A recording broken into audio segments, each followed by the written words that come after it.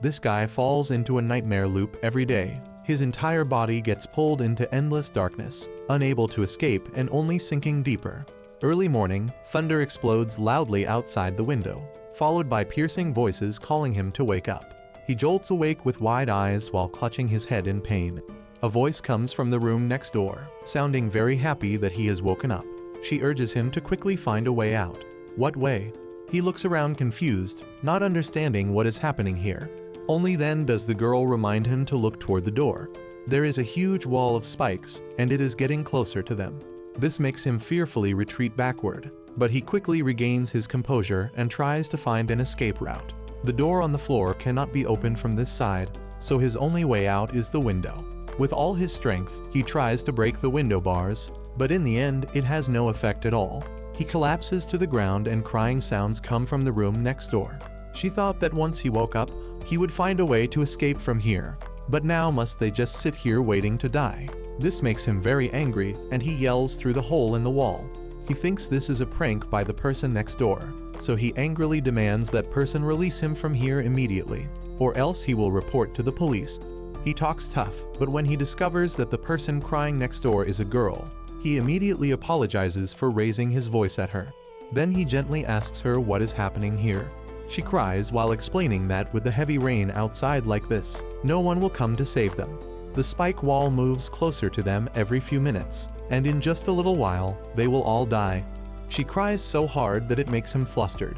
He tries to comfort and encourage her to stay calm and find an escape route. Right now, they can only rely on themselves. He sees there is an axe next to her, so he tells her to use it to break the window. Hearing this, she cries even louder because her cell has no window. Out of options, he yells loudly asking her to give him the axe. He will break the window and escape first, then come back to save her. She cries and does not believe him. But if she does not give him the axe now, she will also die here. She sobs and demands that he swear a deadly oath that after escaping he will come back here to save her. The spike wall continues moving. There is no more time to hesitate, so Yuan Ning swears on his identity that he will not escape alone or else he will die a horrible death. After swearing, Yuan Ning urges her to quickly pass the axe through the hole in the wall. However, the axe blade is too big for the hole. Yuan Ning tries his best to pull it through, but it is no use at all. Out of options, he has her use the axe to break the wall instead. She picks up the axe and strikes the hole with all her might. The impact sound leaves them both in despair because the stone used to build this wall is granite, an extremely hard stone that cannot be broken with just an axe. She collapses against the wall in despair, crying her heart out, while Yuan Ning still tries to comfort her. If she keeps crying like this, how can he concentrate on thinking of a way to escape? Hearing this, she cries even louder. She is still pure, has not had her first kiss yet, and she does not want to die like this. Yuan Ning laughs and says this is easy, he can help her with that. Of course she does not accept. Then she tells Yuan Ning about how she ended up here. She does not know why, she just dozed off on the subway. And when she woke up she was already lying on a rusty bed in this cell. Iron bed. Yuan Ning's eyes light up with hope. He jumps up and asks her to break off a bed leg for him. With that iron bar, he can break the window bars and escape from here. Yuan Ning has observed carefully. Only the four walls surrounding them are built with granite. The ceiling is just rotting wooden planks, so as long as he escapes through the window and climbs onto the roof to break the ceiling, he can save her. No more time to think. She gives Yuan Ning the iron bar. He breaks the window and climbs out right before the spike wall reaches him. On her side, she can only sit and cry, begging Yuan Ning not to leave her behind. In this moment close to death, she remembers the time before when she went mountain climbing with her friends. At that time, Jian injured his leg, so everyone brought him to a nearby cave for treatment. Since Sujin studied internal medicine, she is very skilled at bandaging wounds. After bandaging Jian's wound, Bro Dong and Fang Fang returned, but they look very serious. Bro Dong calls Sujin aside to talk privately. While Sujin was bandaging Jian's leg, he and Fang Fang went to scout the situation. The snowstorm is too big and has blocked the path up the mountain. Their GPS signal cannot be used anymore either. That is why they called Sujin here to discuss something. They will go down the mountain to find help and come back to save Jian later. If they stay here waiting for Jian to recover, everyone will not have enough food to survive. Of course Sujin does not accept. This makes Bro Dong angry and he scolds Sujin. He knows Sujin likes Jayan, but just because of her feelings, dragging everyone to their deaths is not worth it at all. Jayan sitting in the cave also hears them arguing. He angrily curses at Fang Fang and Bro Dong. They have been classmates for 10 years, and now they want to abandon him here just because he has a small leg injury. Hearing these accusations, Bro Dong remains firm with his decision. They came back here only to inform Sujin. For them, sacrificing one person is better than the whole team dying. At least these two still consider Jayan a friend and are not cutting off his chance of survival. They leave half of their food supplies for him, then turn and leave immediately. Sujin stays behind to take care of Jayan. Thanks to her dedicated care, Jayan's leg swelling has gone down. Thinking it over, Sujin also finds the two's decision correct, because she is the only one here who can treat Jayan. The two going down the mountain to find help is reasonable. Sitting here as a group, there is not enough food for everyone anyway. This romantic atmosphere makes Jayan unable to hold back, and he almost kisses Sujin. Luckily, she is still alert and runs away, using the excuse of getting food so she does not have to sit here feeling awkward. Before she leaves, Jayan confesses his feelings to Sujin, but ultimately receives rejection from her. Despite rejecting him, with the heart of a medical practitioner, Sujin still diligently searches for food for Jayan. When she returns, the fire in the cave has gone out and Jayan has disappeared, leaving only a line of writing on the wall. He took all the food supplies and left to ensure his own survival, abandoning Sujin alone on this snowy mountain. Thinking of this, Sujin cries even harder. She hates men because they are all the same. The spike wall is right next to Sujin when a loud noise sounds and Yuan Ning's arm reaches out to catch her. Girls really do start cursing at the slightest thing. As promised, Yuan Ning has returned to save her.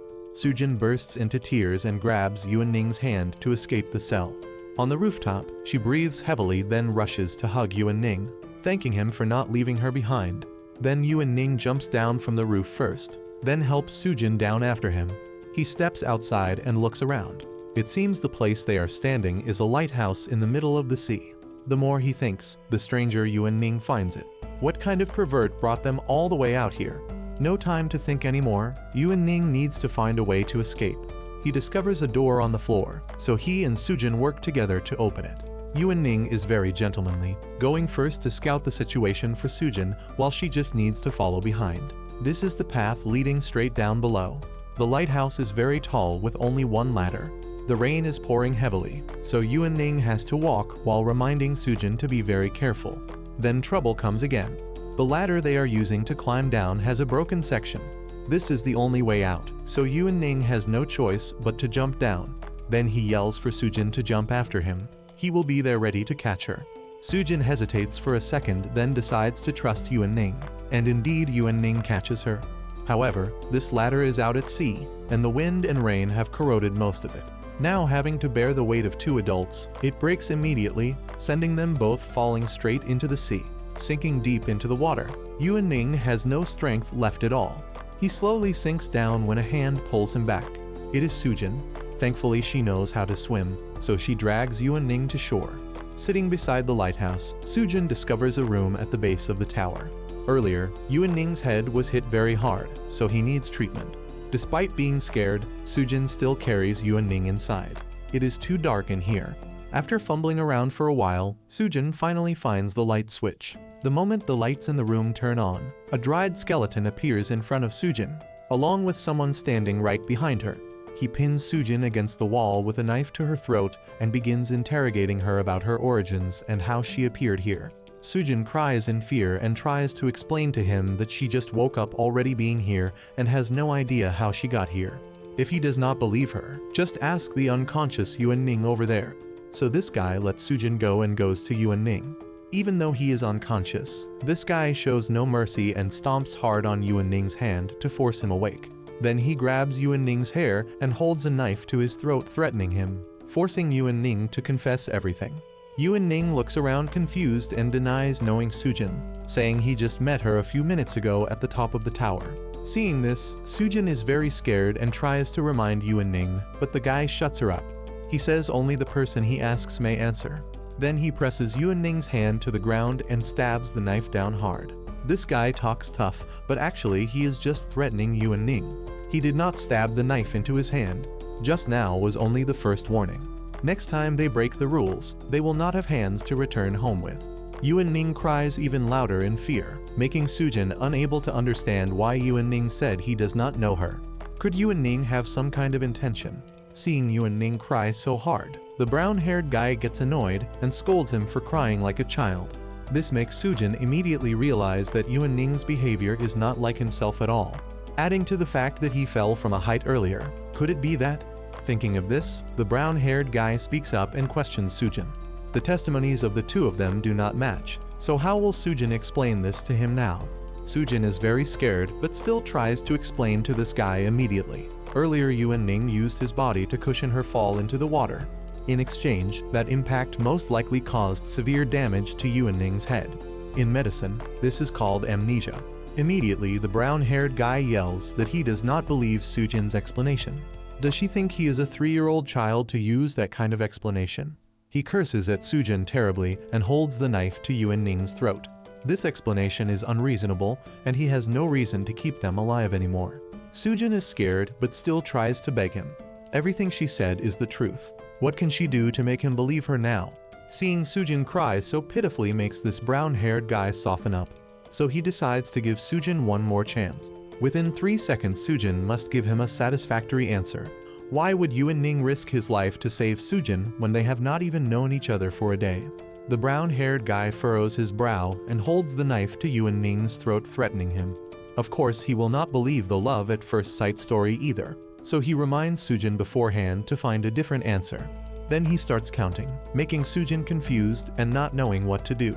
Sujin's eyes fill with tears as she feels that she will die here, and 20 years later she will also become a dried corpse like the one in front of her. 20 years? Immediately Sujin comes up with an idea. The brown-haired guy has counted to 3 and is about to kill Yuan-ning when Sujin speaks up to stop him. Looking at his appearance, Sujin can also guess he is only under 30 years old. Sujin has a question for him first. How old is his oldest friend? The brown-haired guy thinks for a while, then remembers. He and his friend have known each other since they were 3 years old. Up until now, they have probably known each other for about 25 years. Hearing this, Sujin has an explanation for herself. She and Yuan-ning have only just met, but Yuan-ning was willing to risk danger to save her. This proves that how long you have known someone has nothing to do with whether that person has the kindness to save another person. Just like the brown-haired guy and his friend. If he keeps carrying that extreme thinking in his heart, then when he or his friend is in danger, would he be willing to save his friend, even if they have known each other for a long time? There is nothing proving that in such moments they would save him. So Sujin does not want to use the length of acquaintance as a measure of a person's kindness. Hearing this, the brown-haired guy stops Sujin.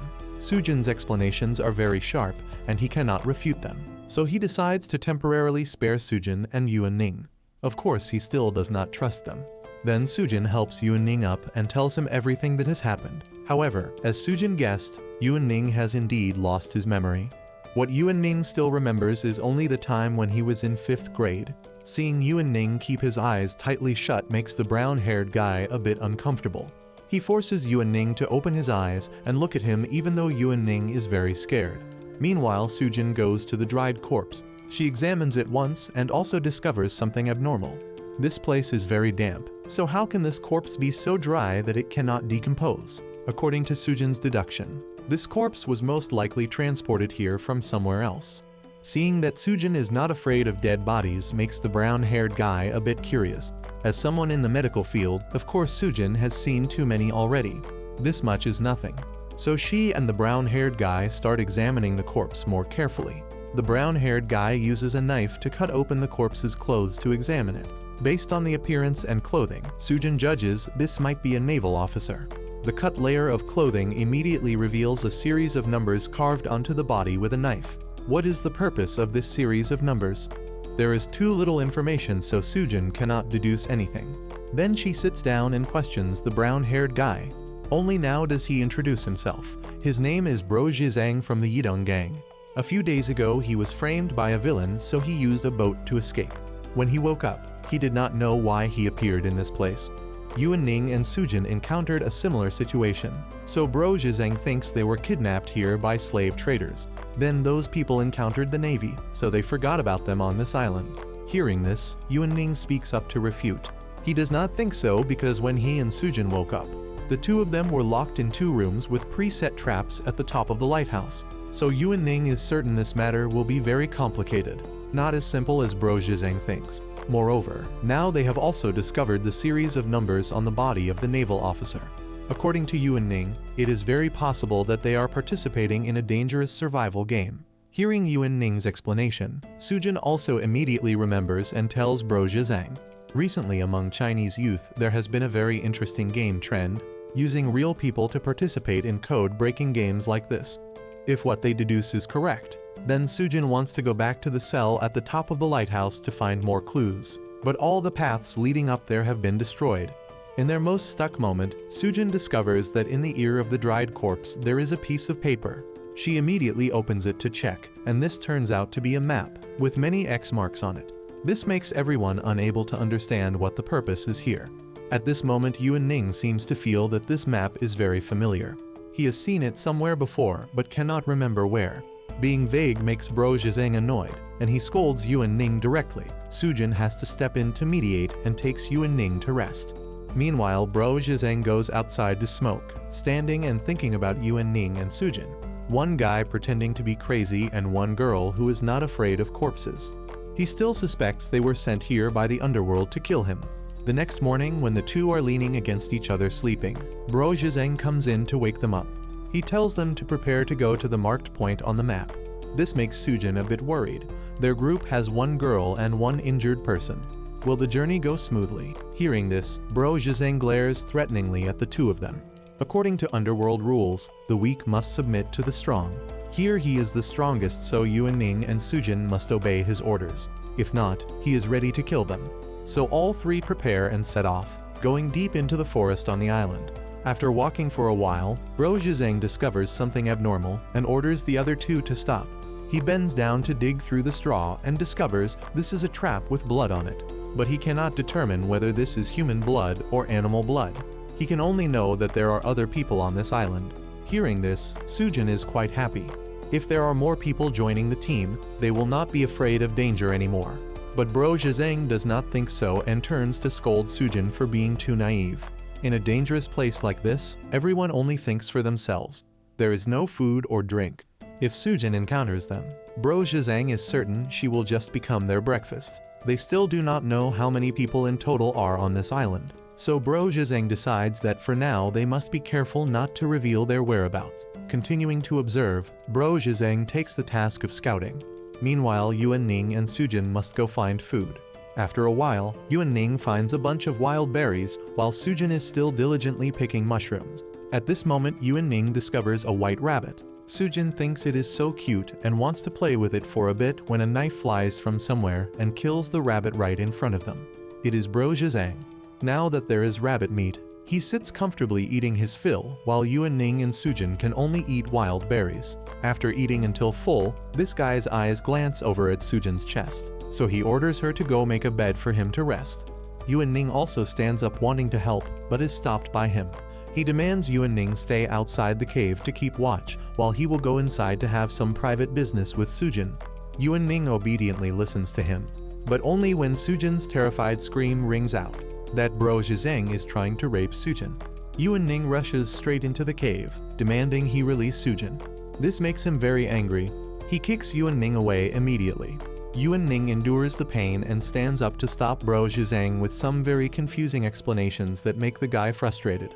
He punches Yuan Ning in the face, then goes outside. He yells, reminding Yuan Ning and Sujin to rest early so they can continue the journey tomorrow. Bro Zhizeng sits next to a tree, still continuously thinking about Yuan Ning's advice from earlier.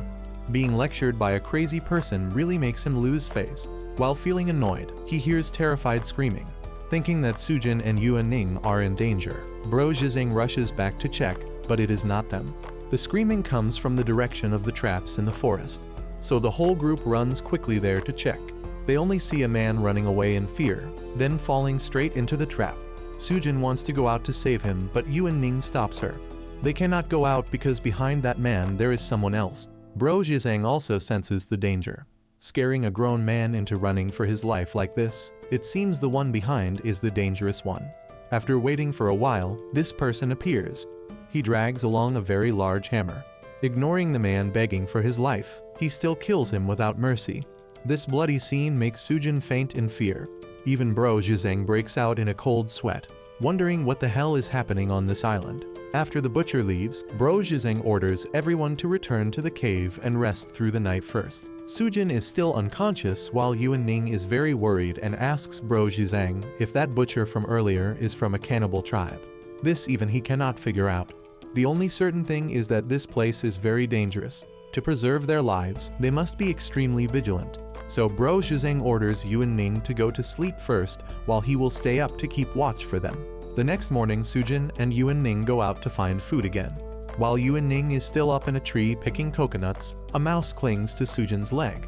She screams in terror and Bro Zhizeng immediately appears because he thought the two of them encountered the natives. Seeing Bro Zhizeng appear so quickly, Yuan Ning also figures it out.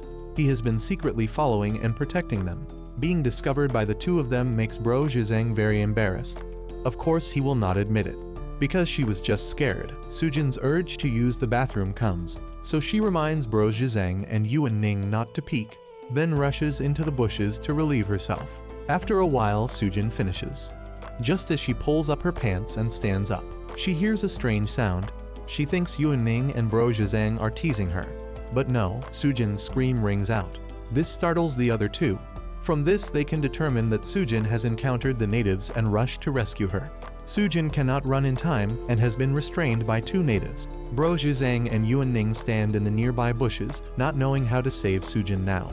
Until one native stands up and grabs an axe. He is about to kill Sujin.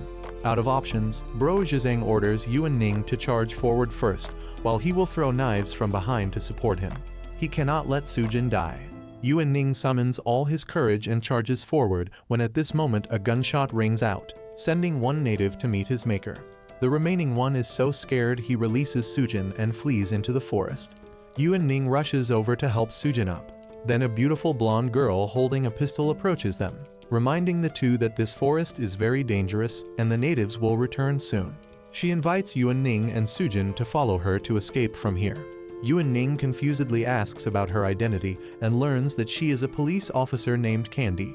Candy also calls out to Bro Zhizeng hiding in the bushes. Sujin and Yuan Ning agree to go with her. But Bro Zhizeng is still a bit suspicious. Candy's face is very familiar, as if he has met her somewhere before. Candy glares at Bro Zhizeng and gives him an answer. There are many people who look alike in this world. Bro Zhizeng probably mistook her for someone else. Then Candy bends down to examine the native's corpse. Clearly she aimed for the head earlier, so how did the bullet go through the native's heart instead? Bro Zhizeng immediately laughs mockingly at Candy's shooting skills. Anything but this, Candy absolutely will not admit to. She has won a gold medal in shooting before. Candy wants to investigate more closely when at this moment the natives have already caught up. There are too many to handle, so the whole group can only run as fast as they can following Candy's directions. She lets the three of them go ahead while she stays behind to hold off the natives. They agree to meet at the stream at the edge of this forest. Knowing they cannot help, the three of them also listen and run immediately. The whole group waits by the stream until the gunshots stop. They do not know if Candy is still alive to return to them. But first Bro Zhizeng still has something to tell Sujin and Yuan Ning. After the conversation with Candy, they have confirmed that there are many more people in this place, and the clues about the map and the code cannot be revealed. In this forest, besides those natives, anyone is ready to kill them.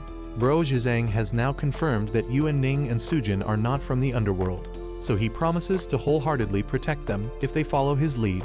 Sujin cannot decide on her own, so she lets Yuan Ning decide. After hearing Bro Zhizeng's words, Yuan Ning thinks he is inviting them to form a team like in a game. In the end, Yuan Ning accepts, so the three of them shake hands and form a new team. Everyone makes an oath to unite and help each other, or else die a horrible death. Just then, Police Officer Candy returns. To repel the natives, she used too many bullets. If they bring more forces now, she cannot handle it. So for now, she wants to take everyone back to her base first. So the three follow Candy back to her camp. At Candy's camp, there are three more people. They sit here and also heard Candy's gunshots. Although she killed the natives, they also feel their ammunition is running low, and they need to save it for unnecessary things. This makes Bro Zhizeng extremely uncomfortable. He runs over and grabs a somewhat effeminate guy by the collar. They are about to fight when an older man speaks up. Just by looking he can tell Bro Zhang is a gangster from Hong Kong. However, at their camp they must comply with civil rights regulations. Candy also speaks up to stop Bro Zhang. He has freedom of speech here but cannot commit violence. Light violations will be expelled. Heavy ones will be dealt with immediately. Hearing this, Bro Zhang immediately refutes Candy. She is the one with the gun, meaning Candy is the law enforcer here. So what basis does he have to believe Candy will handle everyone fairly? As a police officer, Candy swears to perform her duties fairly. Moreover, she is not forcing Bro Zhang to join the team. If he does not like it, he can leave right now. Hearing this, Bro Zhang also smiles and accepts. So from now on, the whole group has officially become one team. So each person introduces themselves to each other one by one. After introductions, they get to the main business. This time Candy went scouting and discovered a big issue. Going through the forest to the south, she discovered a very large architectural complex. As for architectural style, Candy is not very good at this. Moreover, she only saw from afar, so she is not clear. So Candy can only describe it to everyone. This is a big discovery. Ishigaki wants to go there to scout more. But Romeo and Wangxiang think they should be careful. What if that place is the natives' lair? Then the whole group is done for. Candy agrees with Ishigaki's opinion. Two opposing opinions conflict with each other. It would be unfair to decide by herself, so Ishigaki wants everyone to vote together. Of course, Bro Zhang's group also has the right to vote. Bro Zhang smiles and takes a blank ballot, then lets Yuan Ning and Sujin decide. Sujin casts a blank vote. She will act according to everyone's decision. Yuan Ning votes for Candy's group because sitting here forever will not solve anything. When the score has tilted toward Candy's group, Bro Zhang speaks up to stop Ishigaki. He votes for Romeo's group, the group that stays here. The reason is simple. Bro Zhang wants to create a deadlock, a difficult situation to resolve, so he can see how Candy will handle this problem fairly. Ishigaki smiles and praises Bro Zhang as a very interesting person, so he decides to hold a second vote right away. From his pocket, Ishigaki pulls out a stack of bank checks and starts persuading everyone. As long as they vote for Ishigaki, he will write them a $10 million check. Hearing this, Romeo and Wangxiang's eyes immediately light up. They know money cannot be spent here, but as long as they can safely return home, they will be able to live a carefree life. Bro Zhang is a bit uncomfortable. In a fair vote, they are playing the bribery game. Ishigaki immediately refutes. Only when it is for personal benefit can it be called bribery. But this is for the whole group, so it should be called strategy. Bro Zhang laughs, then turns to remind Yuan Ning and Sujin to let them follow his decision. If Ishigaki has a way to attract votes, he also has his own way. Bro Zhang votes not to go on this trip. However, his side only has 3 votes, while Ishigaki's side seems to have secured 4 votes already. So Bro Zhang uses a larger sum of money to attract them. $30 million for those who follow his side. Candy is a bit doubtful about where Bro Zhang gets so much money. He just smiles and answers her. This money is paid by Ishigaki. Ishigaki is startled and also realizes Bro Zhang's meaning. The persuasion part ends. Now is the real voting time. Wangxiang votes to go explore. Candy and Ishigaki do the same. Only Romeo, after hearing Bro Zhang's eloquent words, has reconsidered. There are no enemies that last forever. Only interests come first. So Romeo decides to follow Bro Zhang's side. 30 million is a very large number. Earning this money is even easier than robbing a bank. Bro Zhang smiles and turns to thank Ishigaki for being generous with them. The voting was just for fun because in the end, the whole group still heads out to explore together. After walking for a while, Bro Zhang calls out to Candy saying he has something to discuss privately with her. Candy does not want to talk privately and demands Bro Zhang speak in front of everyone. Bro Zhang agrees and approaches, whispering a few words in her ear. Then Candy stops him and pulls him into the bushes to talk privately, making everyone very curious about what they are discussing. After just a few words, Candy angrily slaps Bro Zhang in the face. He bursts out laughing because what he deduced from Candy's reaction just now is correct. Soon he will return that slap to her. Candy leaves the bushes and returns to the team. Ishigaki then asks if Candy is okay. Candy does not want to mention this matter again, so she walks away immediately. Following Candy's guidance, a while later when the sun is about to set, the whole group arrives at the giant structure. Candy turns to ask Ishigaki's opinion to see if he has discovered anything. According to Ishigaki, this architecture very much resembles the Mayan pyramids. Ishigaki still cannot confirm, so they must go inside to check more carefully. The whole group goes deep into the structure. Standing from afar, they could not tell it was this big. Candy asks everyone to stay close together and not separate from the group. The natives could appear at any moment and attack them. While walking, Sujin keeps staring at Bro Zhang. Seeing her worried, Yuan Ning speaks up to ask about her. Sujin grips her hand tightly and confides to Yuan Ning. At first she only thought she was kidnapped here, but now there are too many mysterious things coming at her. The naval corpse, the map and code, and now this giant structure too. This makes Sujin unable to determine whether this is a game or real life. Hearing this, Yuan Ning comforts and encourages her. Things that cannot be figured out are best not thought about. In his view, the place they are heading to is correct because this pyramid is marked on the map.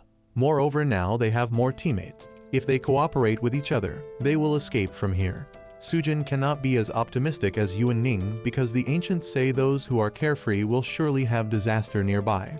Yuan Ning immediately interrupts Sujin, using the excuse that he is not good at literature, so she should not use idioms with him. Sujin smiles and pats Yuan Ning's head. Being carefree and not studying more like Yuan Ning. How will he find a job in the future? Yuan Ning immediately pulls out the bank check that Ishigaki gave them. If he exchanges these $30 million into Chinese currency, why would he need to work? So Sujin and Yuan Ning giggle together. Meanwhile, Candy has discovered traces of fire. The charcoal is still warm, probably from recently. Ishigaki thinks the natives are here, but Yuan Ning does not think so. He picks up 2 batteries from the ground. If they were natives, how would they know how to use batteries? If not natives, then it is definitely stranded people. They camped here then left. Where they went Candy cannot know, so she guesses perhaps they went deeper into this Mayan pyramid. After scouting all around the pyramid, they did not discover any more clues. They only know one thing, that there are other people like them on the island. So Ishigaki stands up to make a decision for everyone. They will go deeper into the pyramid to continue exploring. Candy agrees with this opinion. They have come this far, surely they will not turn back now. Romeo immediately refuses. It is too dark inside and probably still dangerous, so Bro Zhang speaks up to advise them. Why not split into 2 teams? One team goes exploring while the other stays here waiting to provide backup. This is exactly what Ishigaki wants, so he also divides the teams immediately. Sujin is called to go with the exploration team because she is in the medical field and knows how to bandage wounds for others. Yuan Ning, Bro Zhang, and Romeo stay with the backup group. As soon as the exploration team enters the pyramid, Romeo turns to call Bro Zhang. He wonders why Bro Zhang did not make things harder for Ishigaki one more time. If they had to vote, they might earn more money. When that time comes, Romeo would follow Bro Zhang's side and fill his pockets again. Bro Zhang glares at Romeo and refuses his proposal. He grabs Romeo by the collar, lifts him up, and holds a knife to Romeo's throat, forcing Romeo to hand over the $30 million check. From the very beginning, Bro Zhang was only using Romeo. There is no way he would cooperate with such a weak guy. With a knife to his throat, Romeo fearfully reminds Bro Zhang about the team's rules. But at this point, who is there to witness for Romeo anymore? So to save his life, Romeo is forced to hand over the check. The exploration team at this time is still fumbling around in the pyramid. Many characters are carved on the walls, but since these are all ancient characters, they cannot understand them at all. They have to go elsewhere to continue searching. At this moment, Wangxiang turns to call Sujin to hurry up. She keeps standing there dazed like a lost soul, remembering what she shared with Yuan Ning. The day Bro Zhang tried to rape her, she poisoned him. After that, they became sworn siblings, so Sujin also trusted him and gave him the antidote. However, even after being cured, Bro Zhang still has to endure one more agonizing pain. According to Sujin's calculations, the time is almost here. She is very worried, not knowing if the 2 of them outside are okay. As Sujin feared, outside Bro Zhang's pain has arrived. He just reminded Yuan Ning to keep watch for him while he goes to the bathroom when a group of fierce natives rushes toward them. The whole group is startled and immediately runs away. But this pain is too intense. Bro Zhang cannot walk anymore. In the most critical moment, Yuan Ning does not abandon him, but turns back to carry Bro Zhang and run. Romeo runs into the pyramid, breaking out in sweat as the natives are getting closer. He keeps yelling but still does not see Ishigaki and Candy coming back to save him. So Romeo must find a way to save his own life first. At this moment, he discovers a mechanism on the wall. This seems to be the switch to close the pyramid door. Romeo uses all his strength to pull that switch. Luckily, the door slowly closes. But unfortunately, Bro Zhang and Yuan Ning have not run inside yet. Seeing this, Yuan Ning yells loudly, reminding Bro Zhang to hold on tight to him. Then he and Bro Zhang jump inside just as the door closes. Escaping death by a hair, the two breathe as if they are about to die. Then Ishigaki and Candy come running frantically. Bro Zhang clutches his stomach in pain and curses Romeo. For his own life, he closed the door. They almost had to leave their corpses out there. But Ishigaki does not think so. In that situation, closing the pyramid door was the most reasonable thing. Because if they did not do that, the people inside would also be in danger. At this moment, Sujin discovers Yuan Ning's hand is injured. She takes Ishigaki's flashlight to shine on it and immediately takes Bro Zhang's knife to cut open the wound. Sujin freezes and bursts into tears. Yuan Ning has been infected with an extremely strong poison. If the toxin spreads to his heart, he will definitely die. But there is no medicine here. She cannot save Yuan Ning anymore. The whole group is stunned after hearing this. Bro Zhang goes crazy, urging Sujin to find a way to save him. But she is also powerless now. If it is an antidote, perhaps those natives have it. But this door has closed tight. They cannot go outside anymore. In the group's most desperate moment, Yuan Ning speaks up to encourage everyone. He is not afraid even though he is about to die. Because fear and despair at this moment will not solve anything.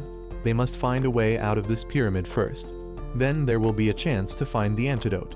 So Ishigaki changes tactics. No more exploring. Find a way out of here to save Yuan Ning first. This time, even if Romeo objects, no one will follow his side anymore. The whole group goes deeper into the pyramid. There is a staircase leading down below. Candy touches the wall and discovers this place is very damp. Perhaps this place is often flooded. At the end of the staircase, there is light coming out. Bro Zhang is happy, thinking this is the exit, but no. This staircase leads them into a large room that is especially beautiful.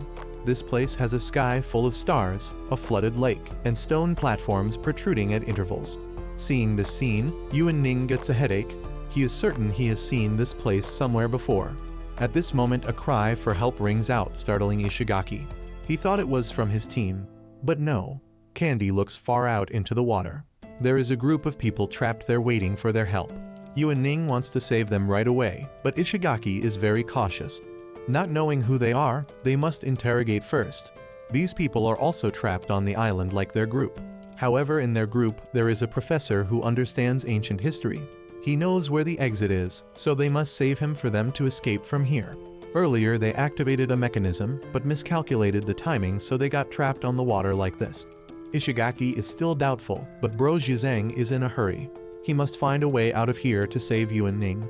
So he runs to Sujin and takes her rope. Then he has Wangxiang throw it to the group trapped in the water. One by one, each person is pulled up. The blonde guy, who is the biggest, comes up last. Andre kneels down to thank them for saving his life. Ishigaki stares at Andre. This guy's muscles are bulging. Just that alone is enough for Ishigaki to confirm he is not an ordinary person. So Ishigaki steps forward to question Andre. Only when reminded does Andre remember to introduce himself first as a matter of courtesy. Next are the other members of the group. The chubby guy is Ding Hechun, a stand-up comedian from the Shaanxi region of China. Hearing this makes Yuan Ning excitedly question him right away, since Yuan Ning also likes stand-up comedy. But Ishigaki stops him, saying at this point such things are unnecessary. The girl in the group is Rika, just an ordinary housewife with nothing remarkable. And finally, the archaeologist, who is unconscious, Jairaud. Here only he can understand the characters carved on the walls. Candy has already examined his condition. His breathing is still stable. He just needs to rest a bit and will be fine. Rest a bit. Bro Zhang does not accept and wants to wake him up immediately. At this moment, Jairaud has also woken up. He points ahead and lets everyone know the exit is over there. As long as they reach the highest point in this room, the door will open. Hearing this, Sujin looks up at the ceiling. The highest point. Surely they do not have to climb all the way up there. Ishigaki does not think so. Here there are only a few stone pillars and the water beneath their feet, so according to his deduction they need to get to the tallest stone pillar, which is also the one farthest from them. Sujin is a bit worried. That far away. Surely they do not have to swim out there. Andre interrupts Sujin to explain to everyone. Earlier his group already tried several times. In this room, the water level will periodically rise or fall depending on their actions. Jairaud also agrees with Andre's opinion. They just need to wait for the water level, then swim to the stone pillars that can be climbed, then wait for the next water rise. But there is one problem. Jairaud has not been able to grasp the pattern of water draining and filling in this room. Hearing this, Wangxiang thinks it is simple. They just need to swim, then choose a stone pillar that can be climbed. If they choose wrong, they just choose again. Candy interrupts him and Andre because she has discovered something abnormal. If it were that simple, then Andre's group would not have been trapped in the water. The draining process here is very strong. So strong that each time it appears, it creates a huge whirlpool. Let alone humans, even fish that get caught in it cannot determine their direction. The situation is very urgent. If they keep sitting here thinking like this, then Yuan Ning is done for. At this moment, the room starts draining water. According to Andre's calculations, the time interval is about 10 minutes. Bro Zhizeng impatiently wants the whole group to swim to the tallest pillar, then slowly climb up. Even if a whirlpool appears, they just need to hold tight to the rock. Would that not work? Hearing this, Ishigaki immediately refuses. He knows Bro Zhizeng is anxious to save Yuan Ning's life. Everyone here is the same as him. However, they cannot gamble the lives of the whole group for one person. Hearing this makes Bro Zhizeng speechless and unable to refute anymore. Inside, he is very uncomfortable. It is because of him that Yuan Ning got poisoned. So Bro Zhizeng definitely cannot let Yuan Ning die like this. But how can they get to the tallest stone pillar now? At this moment, Yuan Ning speaks up. Is the shortest path not right in front of them? From where they are standing to the tallest stone pillar are 2 stone pillars lined up straight with each other. As long as they follow these stone pillars, they will reach the tallest one. Hearing Yuan Ning's explanation, Professor Jairaud is enlightened and exclaims, Yuan Ning's deduction is completely correct. In this room, there are many other small pillars, but it is precisely those pillars that distract them. The real path is right in front of them. Ishigaki and the others also immediately understand the professor's meaning and start calculating. Each time the water drains, the water level will rise about 5 meters. The height of each pillar, according to his estimate, is only about 10 meters, so they just need to get on the nearest stone pillar. Then wait for 2 water drains and they will reach the next pillar. Continuing like this, in less than an hour they will be able to escape this room. After calculating the plan comes the preparation for combat. Since the group has women and injured people, Ishigaki orders the young healthy men to go first. Climb up the stone pillar, then use rope to pull the others up, just like how they saved Andre's group. Romeo speaks up worriedly, reminding them. They have to swim out there and pull up each person one by one. But the draining time is only 10 minutes. What if there is not enough time? Will they not die there? Hearing this, Ishigaki turns to ask Andre. He estimates his climbing time is probably only 1 minute. Then he will pull up each person one by one. However, there are up to 8 other people here waiting to be pulled up. So he is also not sure if there will be enough time. Once again, in a difficult situation, Romeo wants to use a lottery method to get the chance to be pulled up first. Sujin immediately refuses. The group has an injured person. If he falls into the last turn, will Yuan Ning not die? Romeo yells that he does not care because Yuan Ning is going to die anyway. This makes Bro Zhizeng truly angry. He rushes over and kicks Romeo in the face. He is about to take out his knife to kill him, but is stopped by Candy and Andre. Ishigaki steps forward to warn Bro Zhizeng one more time. Then he also agrees with Romeo because in this moment a lottery is the fairest. After a round of drawing lots, the results are in. Everyone has their own nice number. Only Rika, a woman, has to be last. She cries in despair. Then Ishigaki decides to give his slot to her. As a strong, healthy man, he cannot let a woman go last. The whole room shakes, signaling the next water drain. As soon as the shaking ends, the whole group dives into the water and swims to the nearest stone pillar. Andre is the first to climb to the top. Wangxiang and Bro Zhizeng follow after him. They coordinate with Andre to pull up each person one by one. By the 7th turn with the chubby Ding Hechun, the water has started draining. The whole group uses all their strength to pull. Luckily, in the end, they manage to pull Ishigaki up onto the stone pillar in time. Then they lie down gasping for breath. At this moment, Romeo speaks up curiously. Those fierce natives out there, how could they have built a structure like this? Hearing this, Professor Jairaud takes the opportunity to explain to everyone. This is the architecture of the Gulen people, used to train courage and strength. This species of human is very mysterious, so there are no records in ancient texts. However, thanks to the research of his teacher, Gyraud was able to learn that the Guilin people are the eternal rivals of the Maya. Yuan Ning thought the natives outside are the Guilin people, but they are not. They are just slaves of the Guilin people. Professor Gyraud continues to explain.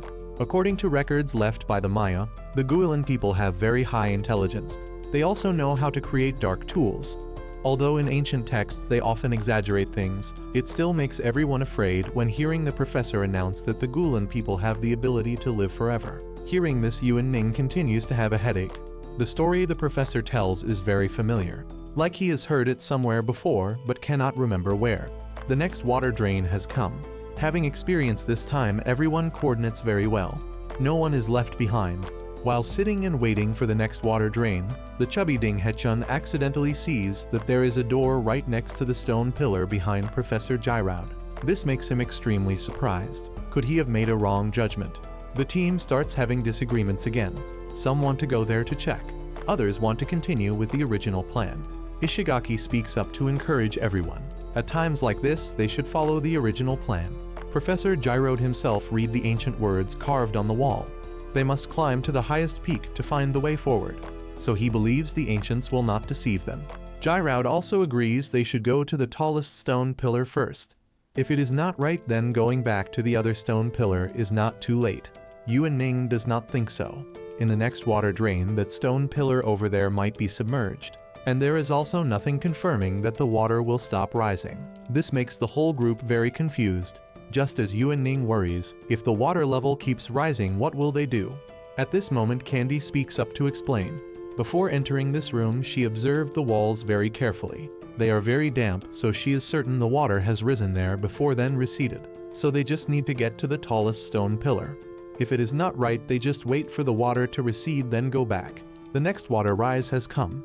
The whole group swims desperately. Andre is still the first to reach the top. Indeed, there is a door up here. He happily reports down to everyone when something goes wrong. The place where Bro Zhang was standing collapses, so he and Wangxiang fall straight down. Now only Andre is up there, pulling each person up one by one. Rika is the first to be pulled up. She does not stay still but curiously touches that stone door, so she is immediately pulled inside. Immediately the door on the stone pillar behind them opens. By the time everyone has been pulled up, Ishigaki wants to find a way to save her. But Professor Gyraud stops them because it is too late. According to what is carved on the door, the group needs one person to sacrifice to open the next path. At least after sacrificing Rika, they do not need to worry about the water level rising anymore. Now they just need to wait for the water level to drop, then swim to the door on the other side. However, if the water level drops too low, they cannot climb up to the top of that stone pillar. So they must take advantage of the time before the water starts dropping. No more time to think. The whole group starts using the rope to lead each other swimming over there. The water starts draining, and the chubby Ding Hechun is the last one. The whirlpool is too strong. The current makes him gradually exhausted and sink down. In the moment when he wants to give up, he remembers the day he met his master. When he was young, Ding Hechun was a boy who stuttered, so he was bullied by friends around him. At that moment, his master appeared and reached out to take him in. Then taught Ding Hechun 4 characters that he remembers for life. Never give up. Immediately, Ding Hechun regains his will to live and struggles to rise above the water. Then he is pulled onto the stone pillar by his teammates. Everyone is safe now. Then Professor Gyraud starts reading the words carved on the door. Indeed, this is the correct path, so the whole group supports each other and quickly advances to the highest peak of the tower. The whole group follows Ishigaki and Candy, who are leading. After walking for a while, they discover something abnormal. Not only snake skin, but also many human bones. This alone is enough for the whole group to know this place is very dangerous. How strange that at this moment Yuan Ning starts singing. Sujin worriedly checks on Yuan Ning and his fever has begun. It seems the toxin has started affecting Yuan Ning's body. Andre appears to support Yuan Ning and carries him on his back instead of Sujin. Bro Zhang wants to take his place, but Andre stops him and reminds him. If he wants to save Yuan Ning, then Bro Zhang must try harder. Leave the carrying to him. At this moment, Candy's call rings out. She has just discovered something new. A huge altar appears in front of everyone. Without even knowing what is up there, Bro Zhang has already rushed up. At this point, he is anxious to find a way out to save Yuan Ning, so the whole group has to run after Bro Zhang. As soon as they set foot on the top, Bro Zhizeng urges the professor to read the text on the door. Word by word, the professor reads aloud for everyone. To open this door, they need a sacrifice. So he turns back and asks everyone to try lying in the altar. Everyone is scared, so Candy volunteers to test first. As soon as she lies down, the door opens. It is so easy that Bro Zhizeng is very happy. He wants to go immediately, but is stopped by the professor. The door clearly states the door only opens if there is a sacrifice. He asks Candy to sit up. Sure enough, the door closes immediately. This means they need one person to stay behind for the rest to continue. But that is too cruel. Wangxiang comes up with another idea. It does not have to be a human. They find some rocks to bring here and stuff in to equal the weight of a person. This method is very good, so everyone starts splitting up to search. However, after searching for a while, they cannot find any rock big enough. Ding Hechen finally finds one. However, as soon as Wangxiang uses his strength to lift the rock, he falls backward. Then he feels there is something not right about this rock. Only when Professor Jiraud comes down to check do they learn that the rocks here have been weathered over too long a time. They cannot use Wangxiang's method anymore. Ishigaki sighs and accepts the truth. If that is the case, then they need to leave one person behind for the others to continue. Everyone who hears this breaks out in a cold sweat with fear, especially the weak Romeo. He points at Yuan Ning and declares outright, "If one person has to stay behind, is it not Yuan Ning? Why should they go through all the trouble of carrying along a poisoned person who will definitely die? Being sacrificed for everyone, Romeo is certain Yuan Ning would also feel happy." Sujin vehemently objects. Leaving one person here is no different from killing them. She turns to remind Ishigaki this is against the law. But in this desperate situation, Ishigaki cannot think of a better way. He silently agrees with Romeo's opinion. Leaving Yuan Ning here is the wisest decision. Romeo suggests everyone vote for the fairest outcome. Ishigaki turns to ask Bro Zhizeng, and he does not object. So the vote to decide whether Yuan Ning will be left behind begins. One by one, each person in the group raises their hand, making Sujin stunned. Even Professor Jiraud agrees with Romeo. Before every expedition, he always reminds himself it will be very dangerous. If he were in Yuan Ning's situation, he would also happily accept. So the result is 6 people have agreed to leave Yuan Ning behind. Ishigaki turns to ask Bro Zhizeng if he has any objections. He only sees him smile, then pull out his knife. Whoever wants to leave his brother behind must step over his corpse first. Romeo screams in fear and blames Bro Zhizeng, then demands Andre hand Yuan Ning over to him. But he only receives Andre's refusal. He himself is a soldier. This place is like a battlefield. As a soldier, he cannot abandon his comrade in a place of death. Instead of voting to leave Yuan Ning behind, Bro Zhizeng has a better way. He steps forward and punches Romeo in the stomach. Next is a chop to the neck that makes Romeo pass out immediately. Then he proposes to everyone. He suggests leaving this guy behind. Whoever objects, raise your hand. The atmosphere is tense. In the end, no one objects to Bro Zhizeng's decision. So the weak Romeo stays behind to sacrifice his life for the others to proceed. While running, Professor Jiraud evaluates Bro Zhizeng. He is a very delicate person. First, he shows his attitude and strength to make the opposing attitudes of others completely disappear. Moreover, Bro Zhizeng's ability to control psychology is also very impressive. Because when voting to decide that a living person must die, everyone carries a feeling of hesitation. But Bro Zhizeng knows well that Ishigaki and Candy also hate Romeo. So there is no way they would speak up for Romeo. Finally, they have found the way out. Escaping from this pyramid, the whole group feels like they have been reborn. Sujin cannot delay and starts looking around for herbs to cure Yuan Ning's poison. Meanwhile, Bro Zhizeng and Andre carry rocks back to save that weak Romeo. Ishigaki also starts assigning tasks to the others. He has Ding Hechen and Wangxiang go find food. Candy is in charge of keeping watch for everyone. He and Professor Jiraud go search for weapons. Inside the pyramid at this moment, the weak Romeo has woken up. He wants to escape, but as soon as he stands up, the door immediately closes.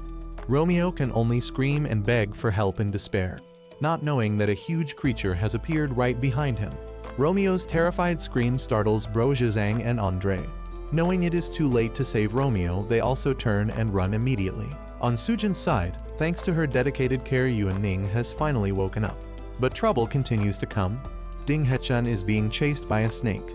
Ishigaki worriedly yells, asking about Wangxiang's whereabouts, and learns he has fallen into the ravine. Right when the chubby guy is about to die, police officer Candy appears and shoots it several times. However, the snake goes crazy and turns to chase them. At this moment, Bro Zhizeng appears with a knife in hand, stabbing continuously into the snake's body. Then he is thrown into the ravine by it. Yuan Ning dazedly yells, wanting to save Bro Zhizeng, but Ishigaki stops him. He is certain below this ravine is a pool of water. Falling down there, Bro Zhizeng will not die, so they must find a way to go around first, then save them later. On Bro Zhizeng's side, after falling down, he conveniently also saves Wangxiang. Just waking up, Wangxiang is startled and reminds him. On Bro Zhizeng's hand is a huge leech. Wangxiang is not much better off when he has leeches covering his back. After using fire to burn them off for a while, they finally escape from them. At this moment, Bro Zhizeng notices some bubbles floating around them. Even though Wangxiang reminded him, he is still curious and touches one. The bubble bursts and a fragrant aroma comes. Then the two of them collapse to the ground and pass out immediately. Meanwhile, Yuan Ning's group is still rushing down the mountain searching for them. While walking, Sujin reminds everyone not to touch those bubbles. After searching for a while, they finally find Bro Zhizeng and Wangxiang passed out by the stream. A moment later, Bro Zhizeng wakes up. The whole group gathers together to discuss the next plan. It has been a day since they have eaten or drunk anything, so for now they must rest first. But at this moment, an arrow flies toward them, startling the whole group. It is already too late. They have been surrounded by a group of natives. They do not attack immediately. Instead, a man who appears to be the leader steps forward in front of them. This guy can speak the modern language, making everyone surprised. The leader knows Professor Gyraud can read and understand Guilin writing, so he threatens him to reveal the whereabouts of One Eye. Because One Eye is the only person in this world who can understand Guilin writing. The professor breaks out in a cold sweat and explains to the leader. Who One Eye is, he does not know. He learned Guilin writing from his master. However, his master passed away 30 years ago. There is only one characteristic that Professor Gyraud has to rely on. His master was also blind in one eye. After the conversation with Professor Gyraud, the whole group is led away by the natives. While moving, Ishigaki asks the professor about something. He still does not quite understand the earlier dialogue between the professor and the natives. The person they mentioned is Gyraud's master, Dr. Zico, who passed away more than 10 years ago. Gyraud cannot confirm this. It is only his speculation based on what the natives described, and he also finds it very similar to his master. Because Professor Zico had two specialties. First is archaeology and next is medicine. After the period when the World War broke out, people who possessed two specialties like his master were very rare. At this moment, Bro Zhizeng turns to ask about Yuan Ning's condition. He has already been given the antidote by the native group, so now the toxin has been completely eliminated. His arm has also regained sensation. So Bro Zhizeng pulls Yuan Ning close to him and whispers. It seems like these natives are leading the whole group to their lair. He has already looked at the map. The place they are about to go is also marked on the map, so they must go through it. However, if something is not right, he must warn Yuan Ning in advance to prepare mentally and run immediately. Ding Hechun walks while breathing a sigh of relief. He does not know what will happen next. But at least they are still alive for now. Gyraud is also not sure about this. Earlier, the natives mentioned medicine. They brought them here probably to treat someone, but he does not know about this. He can only rely on Sujin. Sujin is also very worried. She is just an ordinary medical student. What if she cannot cure them, then the whole group is done for. Finally, they have arrived at the native village. The people here look at them and smile, making Wangxiang scared. They look at him like they are looking at food. At this moment, the native leader appears and stops the other natives. Then he calls for the person with medical knowledge to follow him. So the professor and Sujin follow the native up to the highest house at the top of the village.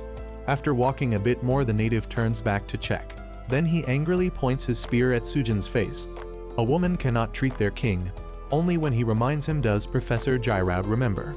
In the records, the Guilin people are heavily patriarchal. He has tried to explain to the leader, but he absolutely refuses to listen. Just when he is about to eliminate the two of them, another native appears holding a pipe and discusses something with the leader. Since Sujin does not know their language, Gyraud has to stand in the middle and translate for her. The native with the pipe allows Sujin to treat their king, but the leader still does not agree. Only when the one with the pipe states clearly that this is the king's decision does he reluctantly lead the two further, going deep into the dark cave. Finally, they arrive at where the king of the native group is. Sujin does not delay and starts diagnosing his illness immediately. Her preliminary assessment is that the king seems to have South American malaria fever. This disease in modern times is nothing worth mentioning. But for the primitive people on this island, if not treated in time, the mortality rate is extremely high. As for the treatment, it is also simple. Just give the king enough water, then have him take quinine medicine. However, the problem here is they do not have quinine medicine for him. Sujin has also thought of another method. They can use cinchona bark as a substitute for the medicine ingredient. Wenxiang hears this and is a bit worried. Does that tree even grow in this forest? According to what Ishigaki knows, the tree that Sujin just mentioned really likes to grow in humid forests. And coincidentally, they are on an island with a South American tropical climate. So just searching, they should find it. Professor Giraud has already negotiated with the natives. They allow 3 people to go out and search for medicine. The rest stay as hostages. If they do not bring the medicine back by tomorrow morning, all the hostages will be killed. Since Sujin is the only one who can identify the cinchona tree, she must go. The other 2 must be people with combat ability to protect Sujin. Ishigaki suggests Candy as the first person. For the second person, Andre raises his hand to take responsibility. If we are talking about combat ability in the forest, this is not his first time. Then Andre turns to borrow Bro Zhizang's knife. This makes him a bit hesitant. Only when Yuan Ning persuades him does Bro Zhizang finally hand over his precious knife. Sitting in the cell waiting is all the hostages can do. Outside, a heavy rain is pouring, making Yuan Ning very worried. He does not know if they are okay. On Professor Giraud's side, he continues to research the characters carved on the walls. The Guilin people worship the giant snake in the forest as a god, and every time that malaria plague comes, they believe it is the anger of the gods. So instead of treating those who are sick, they offer those people as sacrifices to beg the gods to forgive them. Until one day 10 years ago, a one-eyed man appeared and broke the curse for the Guilin people. So the Guilin people and him became friends. He lived a happy life here, and it was he who taught them the language of modern people. Until fleets began appearing by the sea, One Eye also disappeared since then.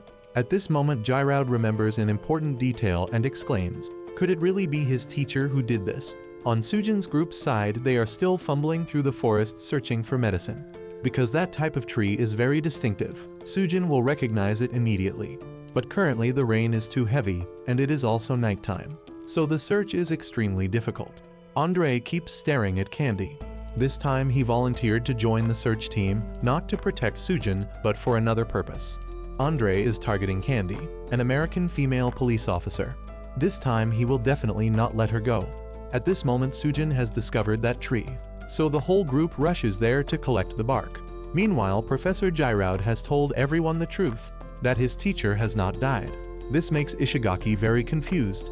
Did Giraud not already attend his funeral? Giraud explains further for everyone. Archaeology is a very expensive field, so it must have wealthy patrons pumping money in or government support. Yet one day his teacher launched a big project. Giraud questioned where the funding came from. His teacher only explained it came from a mysterious organization. He was not allowed to mention the name of this organization. Then he had to sign many contracts, including donating his body after death. That is why after Giraud's teacher passed away, his body was not cremated or buried, but was taken away by that organization. Until now, Giraud has realized his teacher only faked his death. For someone proficient in medicine like him, this is not difficult at all. Giraud remembers one day before his teacher passed away. That day he went to his teacher's house. He kept calling, but his teacher did not answer. Giraud walked into the house and looked around for a while. Then he discovered his teacher's pet dog had died. Yet when reminded, his teacher remained indifferent, as if nothing happened. Then he mentioned to Giraud the 4 characters meaning eternal life of the Guilin people. This is a blessing of this tribe, implying the desire for immortality. Ancient people without medical help could only live to 30 or 40 years old at most. That is why those 4 characters for eternal life imply that the Guilin people have a way to control life and death. Then his teacher pulled out a syringe from the drawer. He went to his pet dog and injected it. Immediately it came back to life. And this is the new medicine that Professor Zico invented, called the fake death medicine. Currently he only uses it as a toy. But Giraud never expected his teacher would use that very medicine and disappear from this world. Now he has been brought to this island with thousands of clues. It further helps Giraud confirm that the One Eye the Guilin people mentioned is definitely his teacher. Inside the forest, Sujin's group has finished collecting the bark. Andre sighs, then turns around and sees Candy pointing a gun at his face. She fires, making Andre scared. Luckily, Candy only shot the monkey behind Andre. From behind them, countless monkeys appear. Each one is fierce and ready to attack them at any moment. Early morning on Yuan Ning's group's side, the natives have come to take them away. Even before the sun sets, the whole group is brought to huge wooden stakes. Ding Hechun, just looking, is already so scared he wets his pants. Jairod wanted to warn him, but it is too late. According to records, the Gulen people worship the strong and subdue the weak. So those who show fear will definitely be brought to the execution platform first. And sure enough, the leader orders Ding Hechun to be captured first. Just when Ding Hechun's life is about to end, Sujin's group returns. Thanks to Sujin's care, the native chief is better now. So to repay Sujin, the native Eden gives her a favor. He leads Sujin outside and starts explaining everything to her. The next location Sujin needs to go to is the foot of the volcano. That is the forbidden land of the Gulen people. Before, there were many white people like Sujin who also went there, but none of them returned. Only one eye alone returned. But to escape from this island, Sujin must go there. At this moment, Sujin speaks up, asking about the mutated monkeys she encountered in the forest. Eden grits his teeth, then turns and points at his arm. This arm of his was also left behind in the encounter with those monsters. He especially warns Sujin to be careful when encountering them, because if they are just wounded by them, they will become infected and then lose all their senses. Sujin brings everything back to tell the whole group. It sounds like encountering zombies. This thing is too unscientific, so Jairod does not believe it. Only when Candy and Andre stand up to confirm does he accept. Bro Zhang and Ding Hechun are also not surprised. They have already encountered giant snakes, so what is there not to believe about these zombies? At this moment, Yuan Ning steps forward to voice his thoughts. Decades ago, One Eye appeared on this island. According to what Jairod said, he dares to affirm that mysterious organization brought him here. The time One Eye appeared also coincides with when those mutated monkeys appeared in the forest. This makes Yuan Ning suspicious. Could this be a product that One Eye created? Hearing this makes Professor Jairod startled and realize, could his teacher really have faked his death and come to this island to research immortality? Knowing that Professor Jairod now has many questions in his heart, Ishigaki steps forward and pats his shoulder to encourage him. Whatever it is, they must move forward to get answers. Now they only have one choice, which is to go to that volcanic area to investigate. And this time everyone agrees to follow Ishigaki. That night, the rain was very heavy at the mysterious organization. A red-haired man came to meet Mr. Luo. This guy seems to be a high-ranking member in the organization, so before being allowed in, the red-haired man was checked very carefully. Coming here in such heavy rain means there must be urgent business. The red-haired man quickly explains. This time he came to bring the bet that Mr. Luo won in the bet about the Gulen people. From his hand appears a beautiful diamond ring. Luo is not very interested in this, and immediately gives it to the girl Lily beside him. This bet ends here. A new bet begins right after. Luo thinks for a while, then asks about Sujin's situation. In betting, the red-haired man cannot reveal this to Luo beforehand, so Luo decides to bet that everyone survives. The red-haired man advises Luo to think more carefully, but Luo feels that is unnecessary, because as long as Yuan Ning is alive, that group will all survive. At this moment, Luo reminds the red-haired man, as long as Yuan Ning is alive, for all the following bets he will bet the same way. So the red-haired man does not need to run here anymore. The red-haired man understands and is preparing to leave when someone calls out to him. It is Professor Zico. The red-haired man is startled and completely could not sense his presence. Then he politely greets Zico. Since he is already here, it saves him the trouble of running back and forth. The red-haired man steps forward to hand over the bet money to Zico, then quickly leaves. After that, Zico pours a glass of wine and sits down beside Mr. Luo, mentioning Yuan Ning. He does not understand why Luo has such strong faith that Yuan Ning will survive. Luo also has his reasons for this. He is certain Yuan Ning will survive. Otherwise, his life for the past few years would be nothing but a joke for the world. Hearing this, Professor Zico reveals a bit of news about Yuan Ning to Luo, that he has lost his memory while trying to save Sujin. Immediately, Luo's face shows worry, making the professor laugh. At this moment, outside the door comes a loud noise. Before Luo can go outside to check the situation, a blonde man wearing military uniform has already walked into the room. blaming Luo that this way of doing things does not respect them. On Yuan Ning's group's side at this time, they are still out fishing.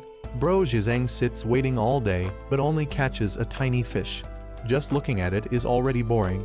At this moment, he turns to look at Sujin. She is explaining to Mr. Eden about the effects of each type of herb. Seeing that he has a nice-looking pipe, Bro Zhizeng comes over to ask him for a puff. Although Eden warned beforehand that this tobacco is not easy to smoke, Bro Zhizeng does not believe it and still has to try. So with just one puff, Bro Zhizeng collapses immediately. This makes Mr. Eden and the native leader burst out laughing. Before, everyone was like Bro Zhizeng. No one can handle the strength of that tobacco. At this moment, the native leader turns to praise Yuan Ning's group. They and One Eye are friends of the Gulen people, completely different from the white people who have appeared on this island before. Instead of helping them, they freely captured and killed his people. This makes him hold a deep grudge. However, now he has confirmed that Yuan Ning's group are all good people. Just when Yuan Ning wants to ask more information about that group of white people, Candy emerges from the water. This makes the whole group mesmerized by her beauty. The native leader can only sigh, thinking Yuan Ning's taste is too bad. If needed, he will introduce beauties from his tribe to them. Yuan Ning awkwardly refuses. A loud noise signals that the feast in the village has officially started. Yuan Ning's whole group is invited by the chief to dine with him. They start the party with a whole bowl of wine. Just taking a sip, almost everyone sticks out their tongue because this wine is so spicy and hard to drink. Only Andre can handle it. The native leader keeps offering them wine. At this moment, Ishigaki uses the excuse that tomorrow they are going to the volcano, so they cannot drink much. Then he asks them for someone to guide the group. If it is just guiding, then Mr. Eden takes this responsibility. While drinking, Andre sees other natives competing in archery, so he curiously turns to the native leader. Then he is invited to compete in archery with him. Knowing that Andre is not familiar with this type of bow, he takes out a crossbow that One Eye left here years ago. Having good equipment in hand, but not daring to compete would be really embarrassing. Andre agrees to compete, then discusses the prize. The native leader points to his head, making everyone scared pale. They think he needs Andre's head. But no, he only needs Andre's hat as the prize. Then the archery competition takes place. Before Andre's turn, he already takes off his hat and gives it to the native leader. Win or lose, this hat is his. Then Andre shows off his marksmanship and wins immediately. It was not until that evening that Bro Zhizeng woke up after being high. Seeing everyone drinking, he struggles to crawl down when he hears a noise in the bushes. Bro Zhizeng curiously peeks in to check and screams in shock when the monsters are attacking a native member. Yuan Ning hears the scream and immediately runs up to check. Bro Zhizeng screamed so loud that the monsters also discovered him and rushed to attack. Luckily, Andre and the native leader came to save his life. But that unfortunate native was not so lucky. Sujin wants to give him first aid, but is stopped by Eden. He has been wounded by the monsters. Soon he will also become like them. To prevent that from happening, they need to cremate his body. The native leader, hearing this, absolutely does not agree. Professor Giraud also understands a bit about Gulen customs. In the tribe, those who die must be buried to return to the gods. Those who are cremated will have their souls scattered, never to be reborn. After arguing with Mr. Eden, the native leader carries his friend into the forest. He has decided to chop up his comrade first, then bury him. This way, even if he turns into a monster, he cannot move anymore. Deep in the forest, the leader presses his comrade down, hesitating, not wanting to do it. But at this moment, that comrade springs up and bites his hand, then quickly runs away. Hearing his terrified scream, the others quickly run to check. Then they send other comrades to search for that guy. Sujin discovers the leader's hand is wounded, so he hides the fact that he was bitten. Meanwhile, Mr. Eden keeps staring as if he has discovered something. After returning to the village, Sujin helps the leader bandage the wound. The others, after witnessing this scene, are very scared. Seeing this, Ishigaki encourages and comforts everyone. No matter what, they must keep moving forward to have a way home. This morning, he and Andre have collected a lot of food. The plan remains the same. Tomorrow morning, they will depart to the volcano. Yuan Ning sits beside Mr. Eden, asking him about the past. Eden takes a puff of tobacco, then tells Yuan Ning everything. Among those who have been bitten by the monsters, he is the only survivor. At first, they were all normal. Then suddenly one day they lost all reason and attacked others indiscriminately. According to One Eye, this is the incubation process. Mr. Jackson's son also encountered a similar situation. Out of options, he could only join the others in killing his own son. And in that moment, it seemed like Jackson regained his reason. That look in his eyes Eden can never forget until now. Eden deeply regrets that if he could have discovered it earlier, perhaps he could have saved him. Early the next morning, the whole group came to ask Mr. Eden for permission to leave early, because currently there is trouble in the village, so he cannot lead them to the volcano. At this moment, they hear a loud noise coming from below the village, so Eden quickly explains to everyone. Their village is preparing to welcome a new chief. It is that leader Mungu, because the old chief is too old and weak to take care of the others anymore. Before the group leaves, Mr. Eden wants them to stay and attend the new chief inauguration ceremony. According to custom, the old chief will cut blood into a bowl for the new chief to drink to maintain the bloodline. As soon as Mungu finishes drinking the bowl of blood, Eden immediately bursts out laughing and yells down below. This makes Professor Giraud break out in sweat and relay to everyone. Mr. Eden here is wanting to take revenge on Mungu for the grudge of killing his son years ago. Last night he found the corpse of the infected native in the forest, then used that person's blood to coat the blood bowl that Mungu just drank. This way Mungu will become a monster soon. Immediately Mungu starts losing control. Giraud yells, reminding everyone to run from this place immediately, because Mungu has just ordered the other natives to kill them. Eden still stands on the mountain crying. Meanwhile, below, Mungu has completely lost control. He turns and aims straight at the former chief. But just as he is about to attack, it seems Mungu has regained a bit of consciousness. Being hunted by the native group makes the whole team scatter and run. In the end, they lose each other. Ding Hechun sits gasping for breath. He cannot run anymore. Beside him, there is only Professor Giraud left. According to what he knows, the volcano is to the northeast. So currently, they can only continue going in that direction to have a chance of meeting everyone again. Just as they stand up, they are startled by a noise from the bushes. They think it is the natives, but no, it is Yuan Ning. He comes over to ask about the professor's situation.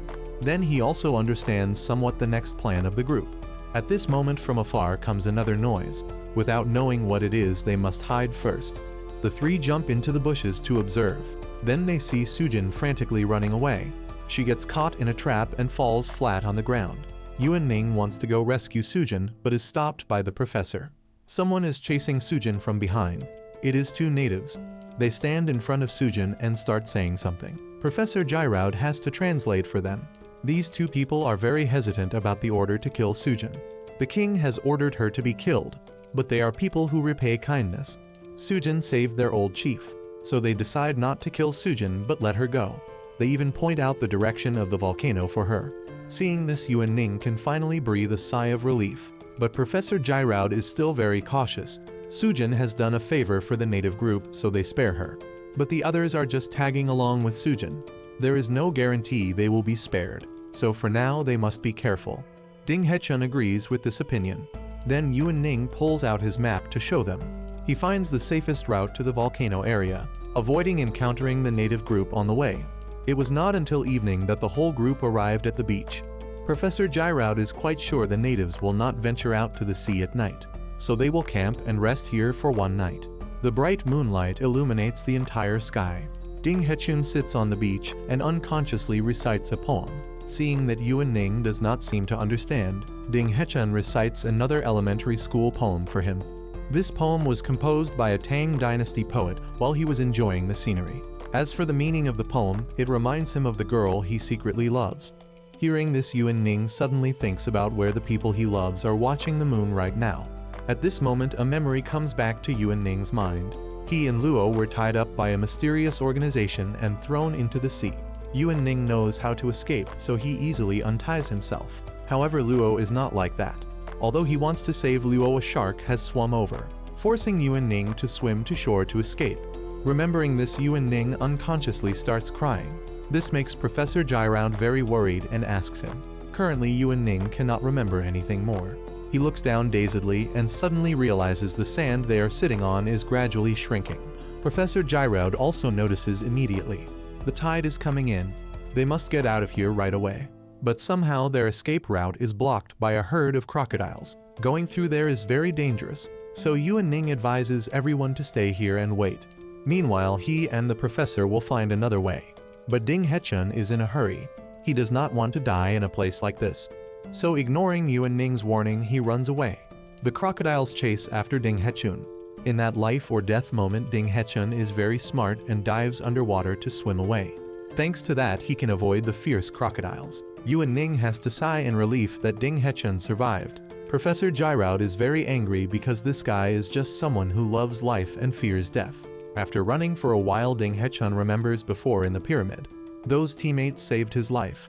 If he leaves now, is he not an ungrateful person? So Ding Hechun comes up with an idea to find a rope to save the professor and Yuan Ning. A moment later, Ding Hechun has found what he needs. Just as he returns, Bro Zhizang is right behind him. Hearing that Ding Hechun abandoned his teammates makes Bro Zhizang extremely angry. Ding Hechun tries to explain and asks Bro Zhizang to go rescue the other two with him. At this moment, a loud noise rings out. They are surrounded by a herd of monsters. Ding Hechun suggests running away, but Bro Zhizang feels something is not right, so he turns to threaten Ding Hechun. He will stay here to hold off these monsters so he can go save those two. If Yuan Ning has any problems, then Ding Hechun will definitely die. Then Bro Zhizang rushes in to fight the monsters. Ding Hechun returns to the beach. By now, the tide has risen very high. Yuan Ning and the professor have to climb a nearby coconut tree to hide from the crocodiles. Seeing Ding Hechun with the rope, Yuan Ning immediately thinks of a way.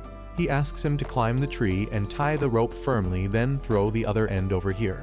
Seeing the professor is almost exhausted, Yuan Ning lets him go first. He tries to hold onto the rope to get to Ding Hechun's side. But at this moment, Yuan Ning feels something is not right.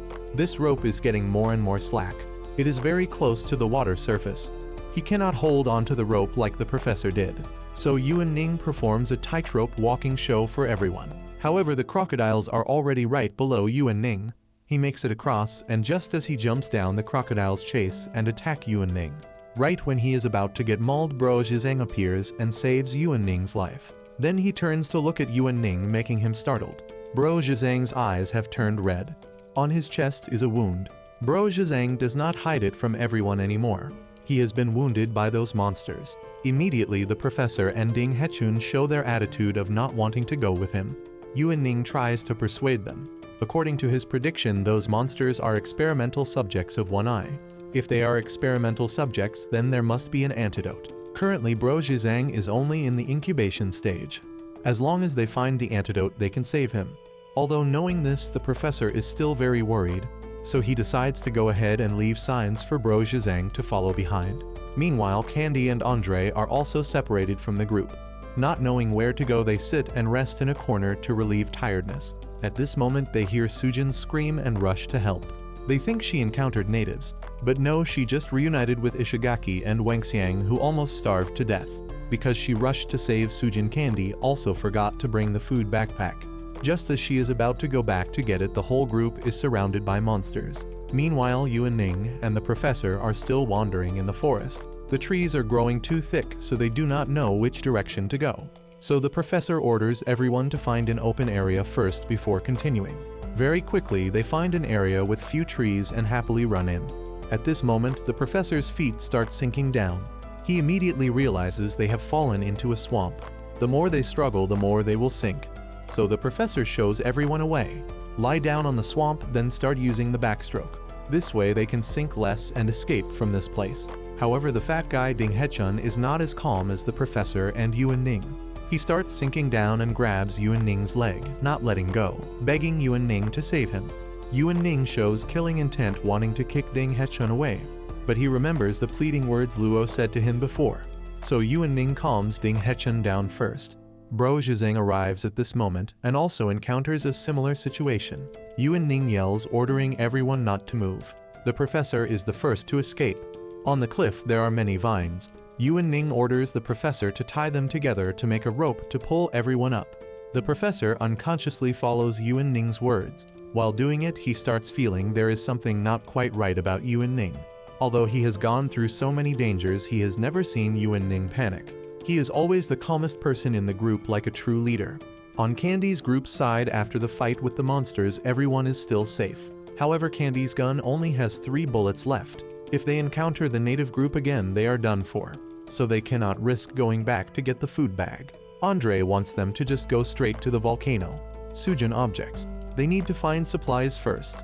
Ishigaki also thinks so he divides the team into two groups. One group goes to find food while the other group goes to scout the situation. On Yuanning's side at this time, everyone has been pulled up to shore. However, looking into Bro Zhizang's eyes makes the professor very scared. He does not dare to be near Bro Zhizang and advises Yuanning to leave with them first. Bro Zhizang also does not want to burden Yuanning and tells him to leave. This makes Yuanning angry and he curses at Bro Zhizang's face. They have made a blood oath together, so no matter what the reason he will not leave Bro Zhizang behind. Hearing this, Bro Zhizang can only sigh. As someone living in the underworld, he is not afraid of death, but also does not want to turn into that kind of monster, neither living nor dead. Before he once asked Yuanning, if one day Yuanning has to kill him, would Yuanning do it? Now is the time for Yuanning to give his answer, and he is certain the answer is no. He will find the antidote for Bro Zhizang. But if Bro Zhizang turns into a monster before that, then he will personally send Bro Zhizang off first. Hearing Yuanning's firm and flattering words and his loyalty makes the professor also feel ashamed. He feels he himself is truly blameworthy and apologizes to the two of them. Yuanning does not blame the professor. In that situation, every human activates their survival instinct. He himself just wanted to kick Ding Hechun in the face and leave him in the swamp. Sujin is a girl, so she cannot cross the swamp by herself. This makes Andre very suspicious. Sujin has to tell the truth, which makes him burst out laughing. It turns out the native group has been closely following Sujin and guiding her all along. As for Andre, he does not need to mention being a soldier. Survival in the jungle is a necessary skill. On Ishigaki's side, it is the same. He is someone who likes outdoor activities, so he also often has to go through swamps like this. Thanks to that, Ishigaki can draw from his own experience and create anti-sinking shoes to cross that swamp. At this moment, Wangxiang speaks up, curiously asking Candy what relationship she and Andre have. According to Wangxiang, it seems like Andre likes Candy, because when they divided tasks to go find medicine with Sujin, Andre insisted on taking that opportunity. Moreover, yesterday when they were still hiding in the forest escaping from the native group, Wangxiang saw with his own eyes that despite the danger, Andre was always secretly following and protecting Candy. Hearing this makes Candy also flustered, not knowing how to explain. If she has to tell, it has to start from a few years ago, when Candy participated in an anti-smuggling crime operation. The transaction location was at the harbor, so Candy's team ambushed nearby. However, at this moment gunshots start ringing out fiercely. It seems the criminals discovered them and fled by speedboat. Seeing this, Candy's whole team started firing. One member of Candy's team was wounded, and on the criminal side, Candy also shot one who fell straight into the sea. The other one was lucky to survive. After retrieving the body for investigation, Candy learned about the name and nationality of this person, and the surname of that criminal matches Andre. Of course, it is just the same surname, so Candy cannot confirm Andre is a criminal from that gang. Ishigaki also finds Andre very suspicious, so he advises everyone it is best to stay away from him. On Yuanning's group's side at this time, they are still wandering in the forest. He is very worried, not knowing if Sujin is okay. At this moment, the whole group discovers the food bag that Andre forgot in his hurry to rescue Sujin. Yuanning opens it to check, and the food is still intact.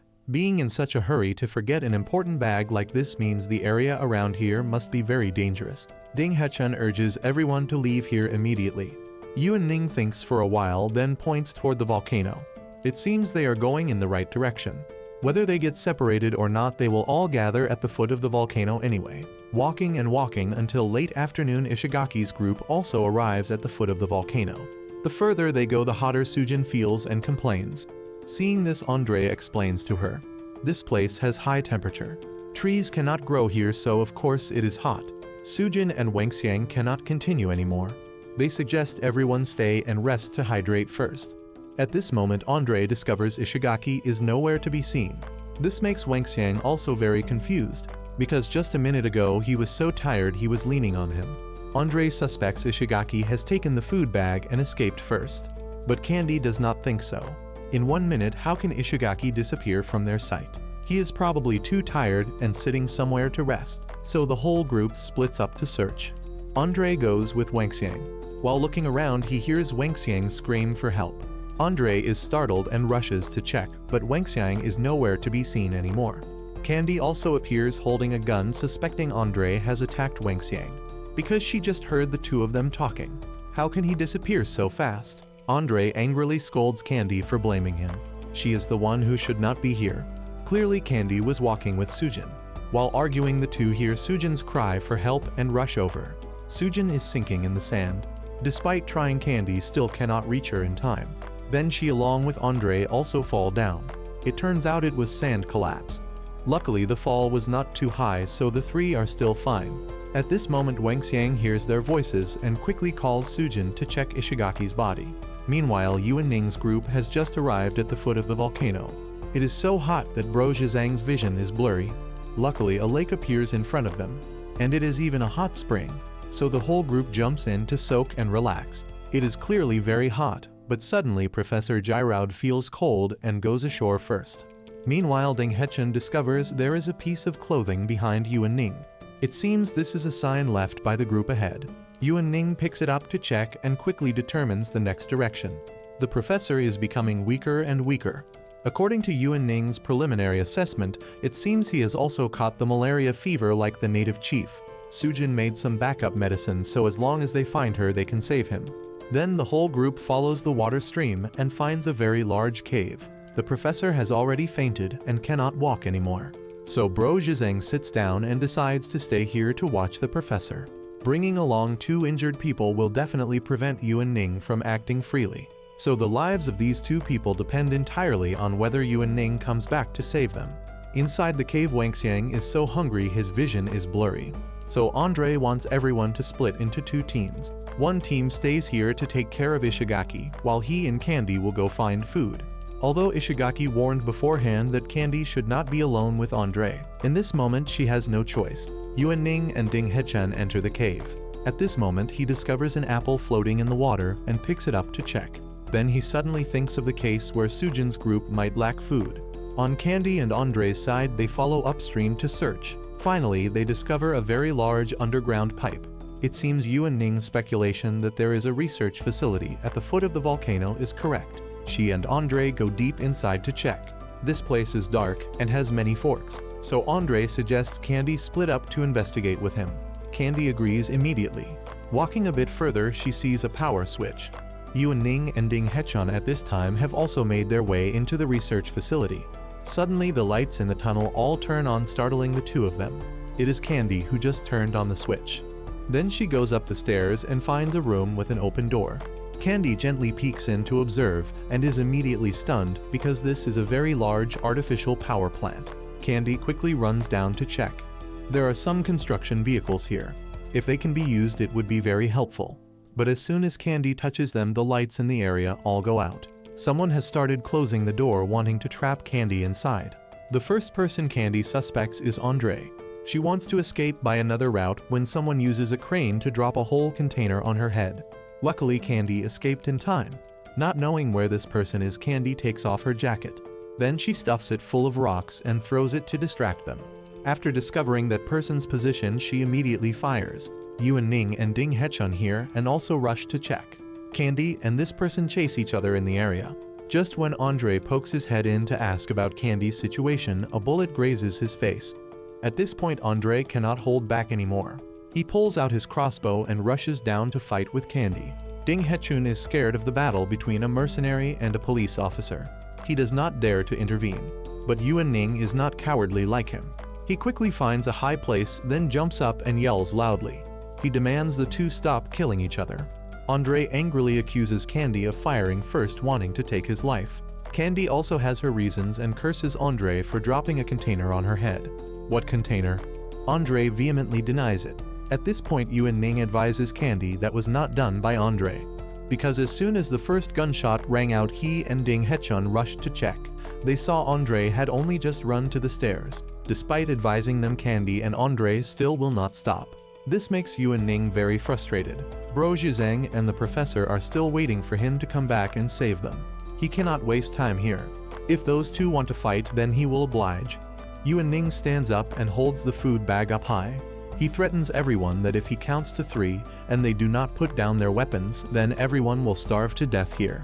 On Sujin's side, she is still waiting for Ishigaki to wake up. Wang Xiang has already gone around to check. There is no other way to escape from here. He is so hungry he is sweating all over.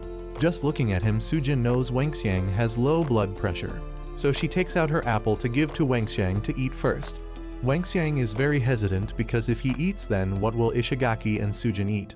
But he is already so hungry, so he still takes the apple and eats half of it, saving the rest for Ishigaki.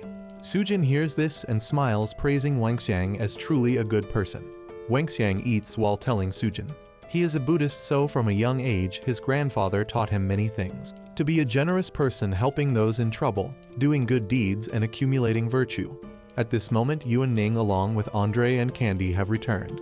Yuan Ning does not delay and hands over the food bag to supply everyone. Then he asks Sujin to come with him to check on the professor and Bro Zhizeng. They are both sick. Ding Hechun only dares to mention the professor's illness. As for Bro Zhizeng being infected by the monsters, he does not dare mention it for fear everyone will be scared. But Yuan Ning must tell the truth. If Sujin is scared, then he will take the medicine and go back to save those two himself. Of course, Sujin cannot just abandon those two. Yuan Ning then turns to ask Wangxiang to come with him. So if there are any problems, they can still carry the professor and Bro Zhizeng back here. But since Wangxiang just had low blood pressure, this task still has to be left to Andre. Then the whole group quickly runs outside the cave entrance to find those two. However, at this time Bro Zhizeng and the professor have disappeared. The three split up to search, but cannot find any clues at all. At this moment, Yuan Ning discovers Bro Zhizeng's knife is stuck up high. A person nearly 2 meters tall like Andre still has to jump to get it down. With Bro Zhizeng's exhausted body, he cannot do this. There must be something suspicious here. Yuan Ning deduces that perhaps those two have gone to the research area, so he tells Sujin and Andre to go back to Ishigaki's group first. On Candy's side, she is checking her gun again. Candy feels the accuracy of the gun seems to have shifted slightly. It seems someone has touched her gun. Otherwise, she would have finished off Andre earlier. Ding Hechun sees Candy holding a gun and worriedly breaks out in sweat. Yuan Ning's group has just returned and tells them everything. Ding Hechun is a bit scared, wondering if Bro Zhizeng's poison has already taken effect. Andre does not think so because there are no signs of a fight there.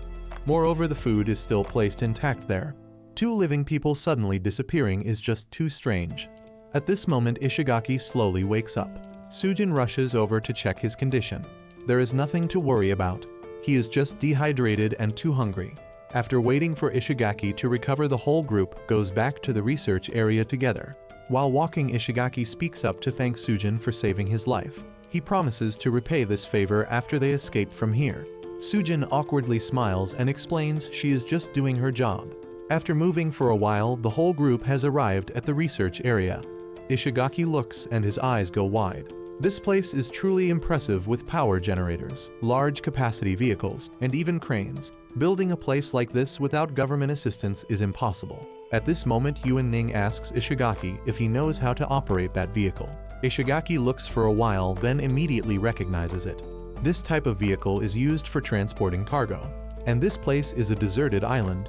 If it is for transporting cargo, then it must come from outside. This means he is quite sure this place also has a harbor and even ships. Finding the harbor location is also easy. Ishigaki is certain he will find information in this research area, so the whole group sets off to search together. Walking a bit further, they discover a dried corpse in front of a large room. The door is already locked, but Yuan Ning is very quick to search the pocket of that corpse. Sure enough, he finds the ID card to open the door. Once again, the scene before them leaves Ishigaki overwhelmed. Inside this room is a very large supercomputer. There must be a lot of valuable information stored here, including the formula for that immortality medicine. Ishigaki's specialty is using computers, so he quickly runs over to work. However, to be able to use the machine requires a password. Ishigaki looks and breaks out in sweat. This password has 40 digits. With his ability, the fastest he can crack the password is still a week. Ishigaki helplessly slams the table, not knowing if they can hold out until then. So Yuan Ning comes up with another idea. If the normal machine cannot do it, then what about the super large machine in the middle of the room? Only when Yuan Ning reminds him does Ishigaki remember that giant machine. Ishigaki stretches and enters work mode. It has been 40 years since he experienced such intense work like this. Ishigaki types out a series of operations. First, he turns on all the cameras in this research area. Then he determines this place is used for both research and staff living quarters. With the information in hand, Yuan Ning turns to plan for everyone. Ishigaki will stay here to crack the code while the others split up to continue exploring. Thanks to the cameras, Ishigaki can sit here and guide each group. Following Ishigaki's directions, Candy's group has made their way to the chemical laboratory. With the employee card that Yu and Ning swiped earlier, they easily open this area and enter. Just turning on the lights makes Ding Hechun so scared he sits down on the ground. Inside, there are countless monkeys in laboratory chambers. Now the whole group is certain. These monkeys were indeed researched here. And if they were researched here, then there must be an antidote. Very quickly, Sujin has found it. Meanwhile, Yu and Ning's group makes their way to the living quarters. There are no cameras here, so before entering, Ishigaki still has to remind everyone to be careful. Stepping inside and scouting for a while, Yu and Ning finds a simple changing room. Opening the cabinet door, he calls Andre and Wangxiang to check. He discovers an ID card of an American Special Forces soldier. Even American soldiers appear here. The more Andre thinks about it, the more he feels this place is not simple. It seems there was a secret organization researching immortality medicine on this island. Life and death are fated. Wealth and honor are determined by heaven. Wangxiang is very curious why they have to fear death so much. Then he turns to ask Andre whether they should bring those natives along with them. Andre immediately refuses. They are not even sure they can keep their own lives. How can they bring a whole tribe off this deserted island? Andre reminds Wangxiang to drop that thought, or he will just slow down his teammates. As soon as he hears the word slow down, Wangxiang breaks out in sweat, showing extreme fear. Yu and Ning also notices this and asks Wangxiang about it. Then he learns Wangxiang has thought disorder. Before, in an important basketball game, Wangxiang was under too much pressure, so the final shot could not go in. This dragged down the whole team. So from then on, Wangxiang developed easy anxiety. At decisive moments, he will lose control and cannot control his limbs. At this point, Ishigaki calls them. He discovers there is a cafeteria, so he orders both Candy's group and Yu and Ning's group to go there and check. They also obey the order and leave immediately. Stepping through the cafeteria door, the scene is like hell on earth. There are many corpses here. Yu and Ning remains calm and makes a preliminary assessment. It seems these people all died sudden deaths while eating. Behind the cafeteria, there is still another room. It seems to be for senior staff. The whole group enters to check. Then Wangxiang discovers someone is still alive sitting on the sofa. Andre slowly approaches to check and is startled when this person turns to look at Andre and smiles very brightly. Although they found the medicine rack, all the medicine has already been taken away. Ding Hechun sighs. So they cannot save Bro Zhizang now. Sujin does not think so because her father once taught her that in any difficult situation she must keep hope. So Sujin continues searching. She steps into a room and screams again. Candy and Ding Hechun are startled and run in to check. Before their eyes is a dead person who was experimented on. Their lower body is grafted with a giant snake tail. This horrifying scene makes Ding Hechun so scared he almost wets his pants. On Andre's side, he has already pulled out his crossbow and aimed at that person's head. Not knowing who he is, they must first show dominance. Yu and Ning runs over to stop Andre. Then he gently questions that person, but there is no reaction at all. Yu and Ning puts his hand under this person's nose to check. He is already dead. Andre still does not believe it. He has seen many dead people. This person does not look dead at all. Yu and Ning rummages through this person's clothes and finds a card. This person seems to be a senior leader here. With that card, they can go to places that were previously locked. Andre also rummages and discovers a notebook. He opens it to check, but all the pages have been torn out. At this moment, suddenly a figure runs behind Wangxiang. Andre notices and wants to chase, but Yu and Ning stops him. He can chase but must leave the notebook behind. Andre angrily throws the notebook to the ground and runs off. The reason Yu and Ning has to do this is because he has discovered a clue. After Andre leaves far away, he opens the last page of the notebook and reads. Then he smiles. Meanwhile, Candy has gone somewhere else to search. While walking, Sujin is frustrated by those cruel experiments. It is just too inhumane. Hearing this, Candy encourages Sujin not to think about those things anymore. When she was studying medicine, Sujin also experimented on white mice before. But that is different from experimenting on living people. Candy's point is to teach Sujin to realize that in this world, not everyone thinks the rules Sujin believes are right. Many people are born weak without the ability to defend themselves. Freedom and equality only apply to the strong. While talking, suddenly a grenade flies to Candy's feet. She is startled and hurriedly jumps to push Sujin and Ding Hechun down. The loud explosion can be heard throughout the basement. Without delay, Candy helps everyone up and pulls them to hide under the stairs. Then she explains the situation to them. The attacker is probably Andre. Hearing this makes Ding Hechun very scared. He is a mercenary. If he wants to kill them, how can they escape now? Candy still tries to calm everyone down. For now, they must find a safer place to hide first. She discovers there is a door on their right, so she draws up a plan for everyone. She will hold off this person so they can open that door with the ID card and hide inside. However, she still has to warn Ding Hechun and Sujin beforehand. The first person to run out from the stairs will be extremely dangerous. In this moment, Ding Hechun is unusually brave. The ID card is in his hand. It is time for him to show his usefulness. Ding Hechun yells loudly and rushes outside. While running, he grits his teeth, praying for Buddha to bless him to survive. As a man, he cannot let women protect him. The assassin shoots his crossbow at Ding Hechun. It only grazes his ear. He can still run. At this moment, Candy fires to suppress the assassin so Ding Hechun can open the room door. This door is too heavy. Ding Hechun has to use all his strength to push open a small crack, just enough for Candy and Sujin to squeeze through. The assassin throws down a grenade. Candy and Sujin have both run into the room, but Ding Hechun just stands there frozen. The wound on his hand shows bulging veins. Despite trying his hardest, he cannot move anymore. Although Sujin wants to save him, Candy is out of bullets. She grabs Sujin's hand and runs fast. Somehow the door in the room has been locked from outside. They cannot escape. They have to crawl into another room to hide. The assassin has now appeared and opens the door to enter. He stands right in front of the door where Candy and Sujin are hiding. This makes them break out in sweat. But this person does not enter. He just stands outside and presses a button to release poison gas into the room. This makes Sujin and Candy pass out immediately. Hearing the loud noise, Wangxiang and Yuan Ning rush to Ishigaki's location to check. Ishigaki sighs and tells them everything was done by Andre. He has taken Candy and Sujin away. Although he wants to find his whereabouts, the camera access is limited. There are still places Ishigaki cannot check.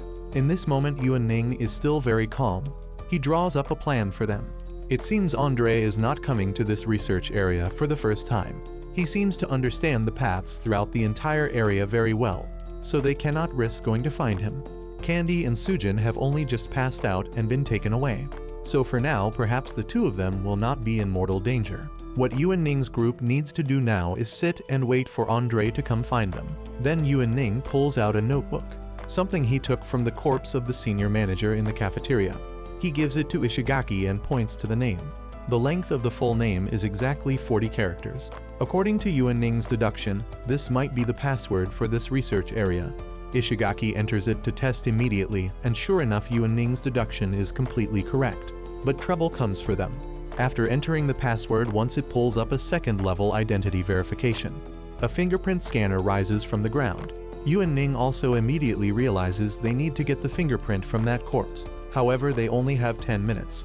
If they cannot scan the fingerprint within 10 minutes, the device will activate self-destruct mode. Wangxiang is scared and wants to run, but is held back by Yuan Ning. From here to the cafeteria is very far. A normal person needs more than 10 minutes to get there. But Wangxiang is a professional athlete. He runs faster than normal people, so Yuan Ning assigns the task to Wangxiang. Go back to the cafeteria and chop off the manager's hand and bring it here. Wangxiang is still hesitant. Chopping off a dead person's hand is like desecrating them. Buddha teaches not to do that. Yuan Ning hears this and angrily curses at Wangxiang's face. At this point, Wangxiang is still worrying about a corpse. Is the lives of 7 people in this area not important? Thanks to this, he has convinced Wangxiang. With the speed of a professional athlete, Wangxiang runs very fast and reaches the cafeteria. But when holding the knife wanting to chop off the manager's hand, Wangxiang is too scared to do it. It is all over.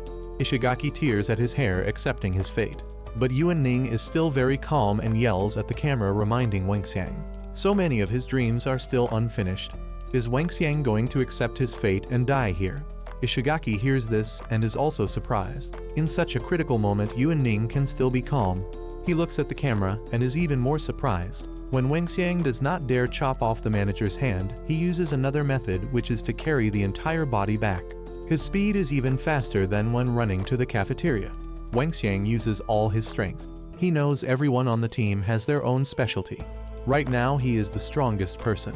If not him, then no one can save them. The remaining time is very short. Yet on the way back, Wangxiang sees Andre standing in front of him. But Wangxiang does not stop and still runs past Andre. Arriving at the research room, Wangxiang trips and falls. He does not stop and continues to stand up, dragging the corpse, rushing to the fingerprint scanner. Time is only counting in seconds now. Can Wangxiang save everyone?